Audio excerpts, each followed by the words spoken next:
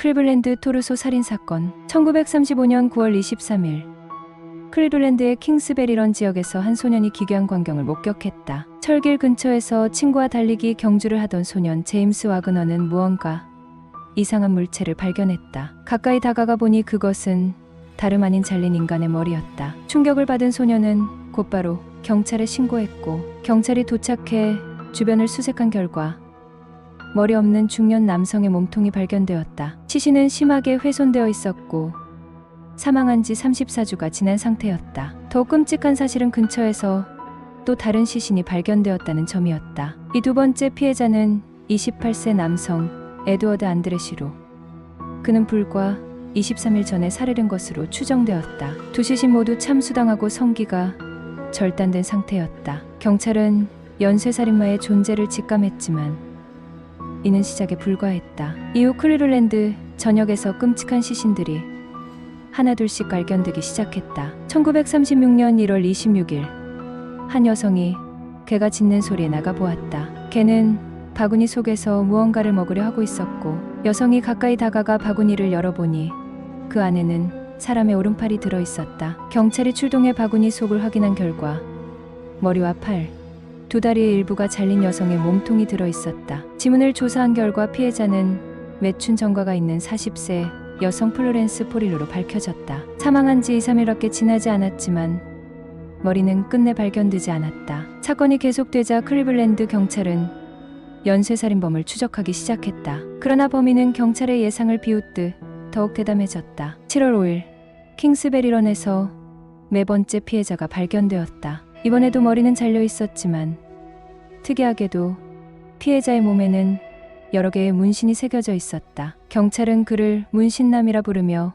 신원을 파악하기 위해 당시 열린 오데오 박람회에 데스마스크를 전시했지만 아무도 그를 알아보지 못했다. 이후에도 참수된 시신들이 계속해서 발견되었다. 1936년 7월 22일 클리블랜드 서부 그루클린 디크릭에서 머리 없는 남성의 시신이 발견되었고, 두 달 후인 9월 10일에는 킹스베리런에서 또 다른 남성이 살해된 채 발견되었다. 1937년 6월 23일 에리오 근처 유원지에서 난도질당한 여성 시신이 발견되었지만 머리는 또다시 사라진 상태였다. 6월 6일에는 쿠야호가 강변에서 백골화된 흑인 여성의 시신이 발견되었는데 그녀는 실종된 40세 여성 로즈 월레스로 추정되었지만 신원이 확실하게 밝혀지지는 않았다. 같은 날 같은 강에서 또 다른 남성 시신이 발견되었으며 그는 잭더 리퍼의 피해자들처럼 창자가 밖으로 꺼내진 상태였다. 범인의 잔혹한 범행은 1938년까지 이어졌다. 4월 8일 쿠야호가 강변에서 한쪽 다리가 발견되었고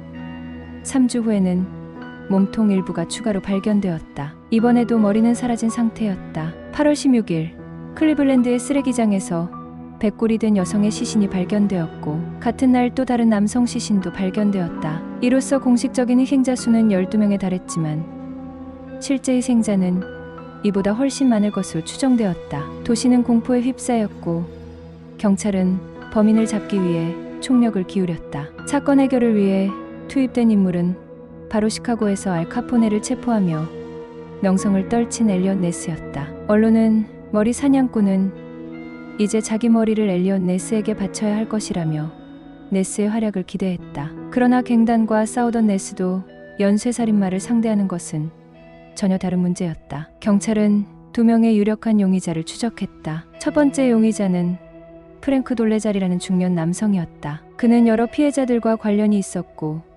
폭력적인 성향을 보였지만 결정적인 증거가 없었다. 결국 그는 경찰의 신문 도중 고문에 의해 허위 자백을 했고 이후 교도소에서 의문의 죽음을 맞았다. 검시 결과 그의 갈비뼈가 부러져 있었지만 경찰은 그의 죽음에 대한 의혹을 철저히 침묵했다. 두 번째 용의자는 프랜시스 스위니 박사였다. 제1차 세계대전에 군의관으로 참전한 경험이 있는 그는 숙련된 외과 기술을 가지고 있었고 경찰이 생각하는 범인의 특성과 일치했다. 그는 두 번의 거짓말 탐지기 검사를 받았지만 두 차례 모두 거짓 반응이 나왔다. 하지만 네스는 그를 체포하지 못했다. 스위니 박사의 사촌이 당시 클리블랜드의 하원의원이었으며 네스의 정적이었기 때문이다. 결정적인 증거가 부족했던 네스는 스위니를 체포하는 대신 경심병원에 수감시켰고 이후 그는 생을 마감할 때까지 정신병원에서 머물렀다. 그러나 의문은 여전히 남아있다. 만약 수인이가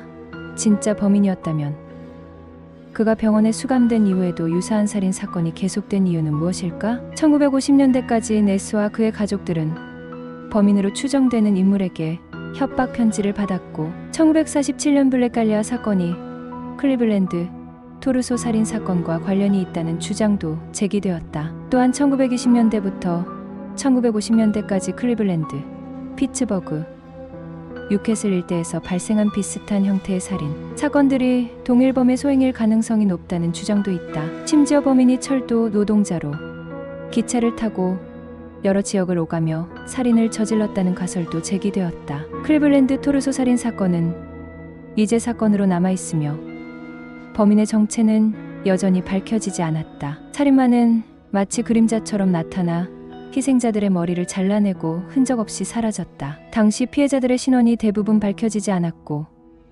철저히 계획된 듯한 범죄 수법 때문에 전문가들은 단순한 연쇄살인범이 아니라 보다 체계적인 범행을 저지른 인물일 가능성이 크다고 본다. 그리고 이 사건은 여전히 미국 범죄 역사상 가장 미스터리한 연쇄살인 중 하나로 남아있다.